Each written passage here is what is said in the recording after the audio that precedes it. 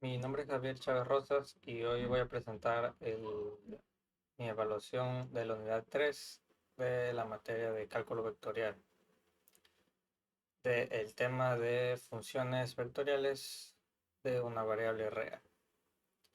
Para esta evaluación se realizó una investigación y posteriormente explicaré en este video los puntos más importantes. En el primer punto tenemos el punto 3.1, que es la definición de función vectorial de una variable real. Una función vectorial de una variable real es una función matemática que asocia cada valor de una variable real, que vendría a ser t, con un valor en el espacio vectorial. Es- este espacio vectorial puede ser en el plano bidimensional o en el espacio tridimensional. Este se utiliza en el estudio de curvas como en cálculo vectorial y en geometría, que vendrían a ser áreas donde se utilizan, y ayuda a parametrizar superficies, encontrar longitudes de arco y analizar cambios de dirección. En el segundo punto, que vendría a ser el 3.2, tenemos los límites y continuidad de una función vectorial.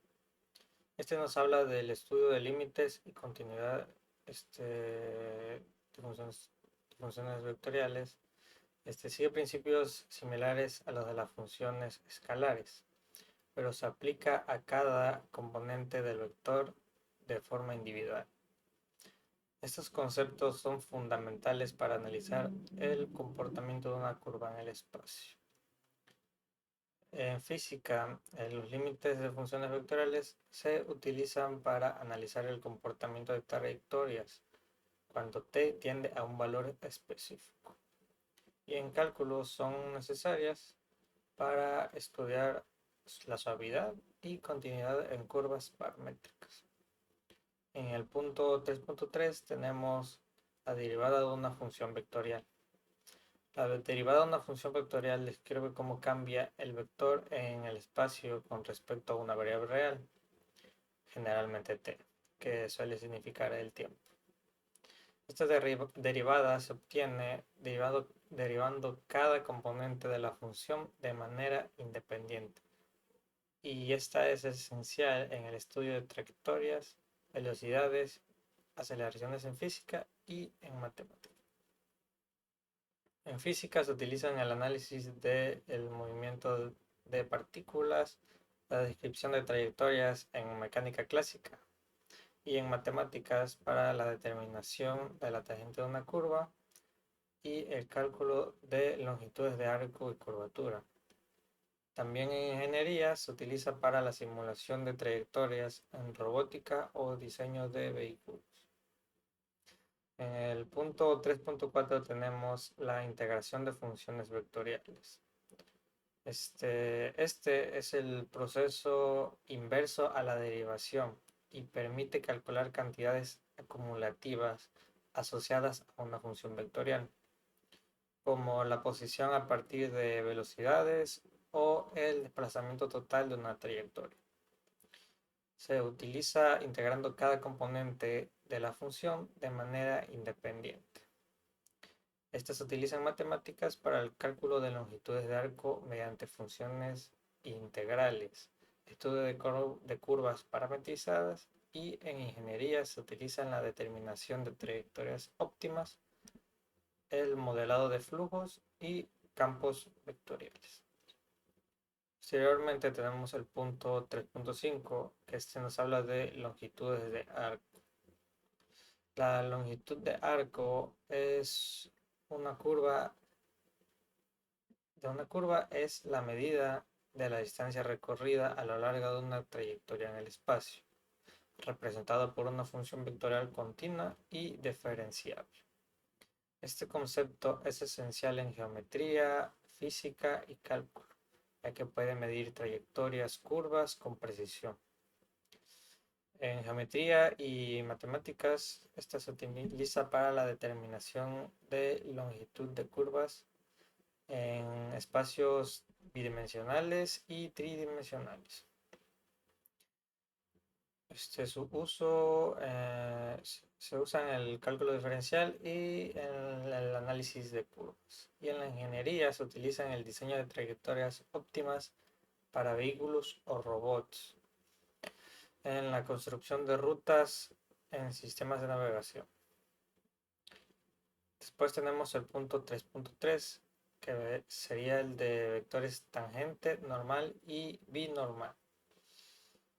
En el contexto de la geometría diferencial y el estudio de curvas en el espacio, los vectores tangente, normal y binormal son fundamentales para describir la orientación y la curvatura de una curva tridimensional. Estos tres vectores forman lo que se conoce como el triángulo de Frenet-Serret, que proporciona una forma natural de entender cómo se mueve una curva en el espacio tridimensional. Este tiene utilizaciones en la ingeniería, en la trayectoria de vehículos y en el diseño de trayectorias, en robótica y diseño de curvas para maquinarias. Después tenemos el punto 3.7, que nos habla de la curvatura. La curvatura es una medida de cómo una curva se desvía de ser una línea recta en un punto dado. En términos simples, la curvatura nos dice cuán curvada es una curva en un punto específico. Cuanto mayor sea la curva, más fácilmente cambia la dirección de la curva en este punto. Es un concepto fundamental en la geometría diferencial y tiene diversas aplicaciones tanto matemáticas como en física, ingeniería y en otros campos. Después tenemos el punto 3.8. Este nos habla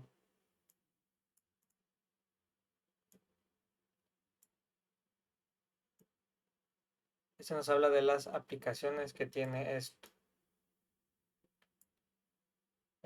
Yo tomé un ejemplo de movimiento en el plano, en el que una partícula se mueve en el plano siguiendo una trayectoria definida por la función vectorial. En esta función, que vendría a ser la función de la posición vectorial, me parece. Aquí tenemos los valores, que vendría a ser t cuadrado, coma 3t, donde t es mayor o igual que 0. Donde esta función está en metros y t vendría a estar en segundos. Las preguntas que nos tenemos que hacer para responder este ejercicio es, número 1, encontrar la posición de las partículas en cuando t vale 1 y cuando t vale 2. Después tenemos que calcular la velocidad vectorial y la aceleración vectorial. Y como tercer inciso tenemos que determinar la distancia total recorrida por la partícula entre t igual a 0 y t igual a 2. Empezamos con la resolución de estos ejercicios. Esto nos da el primer ejercicio, que es la posición de la partícula. La posición de la partícula se encuentra evaluada en la función vectorial de posición en los valores dados para t1 igual a 0. Y sustituimos todas las t por 1 en la función que tenemos de la posición vectorial. Esto nos da igual a la función de posición vectorial, que es igual a 1,3. La posición entre 1 es 1,3, ok. Cuando t es igual a 2, hacemos el mismo procedimiento, sustituimos. Esto nos da que la posición en T2 es de 4,6 metros. Como segundo inciso tenemos que calcular la velocidad y la aceleración. Para la velocidad vectorial es la derivada de la función de la posición vectorial de posición respecto a t. Para esto tenemos que hacer una derivada de los valores de la función vectorial de posición, que esto nos da igual que la velocidad vectorial es de 2t, 3. Para la aceleración vectorial es la derivada de la velocidad vectorial respecto a t. Aquí tenemos la fórmula y cómo está ya sustituido. Esto nos da que la aceleración vectorial es de 2,0. Como tercer y último punto tenemos la distancia recorrida. La distancia total recorrida se calcula integrando la magnitud del vector velocidad, que vendría a ser esto, en el intervalo de t1, t2. Aquí está ya sustituida la fórmula de la magnitud del vector velocidad, que esto nos da igual a raíz cuadrada de 4t al cuadrado más 9. Después tenemos que sacar la distancia total, que esta tendría sacar la longitud del arco, con un límite de 0 a 2. Con la raíz cuadrada de 4t2 más 9 y la derivada de t. Este cálculo requiere técnicas de integración o aproximaciones, pero para simplificar se evaluó numéricamente los valores extremos. En t0 la magnitud de velocidad nos dio a 3 metros sobre segundos, y cuando t fue 2 la magnitud de la velocidad nos dio a 5 metros sobre segundo. Con herramientas numéricas más exactas, nos pudo dar el resultado exacto, que vendría a ser la longitud del arco es igual a 11,49 metros. Pues eso vendría a ser toda mi exposición. Y hasta luego.